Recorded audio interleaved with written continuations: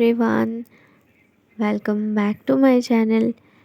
तो आज वीडियो रे मु आपण मन सहित शेयर करबी इमरजेंसी किट्स फॉर गर्ल्स।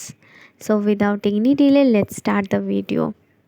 तो इमरजेंसी किट नंबर 1 रे सेफ्टी पिन बिकज एटा बहुत ही इंपोर्टेंट बट आमे आको भूली जाऊ किंतु समस्त दरकार पड़ जाए। नेक्स्ट है स्क्रंचेस। आम नॉर्मली आमको बहुत गरम लगला बेले आमको हेयर बांधार थाए तो बांधापी किसी न था तो से स्क्रंचेस रखिए। थर्ड है सनस्क्रीन। सनस्क्रीन भी बहुत इंपोर्टेंट तो ताकू भी निश्चय क्यारी करेंगे। फोर्थ रे आमर आज अच्छे कैश। केतबेले भी इम्पोर्टेंट दरकार पड़ जाए तो से किसी कैश रखिए।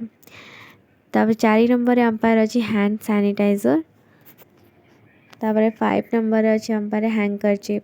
नेक्स्ट है सैनिटरी पैड। यहाँ बहुत ही इम्पोर्टेंट जिनस या भी भूलिकी बाहर को जी ना।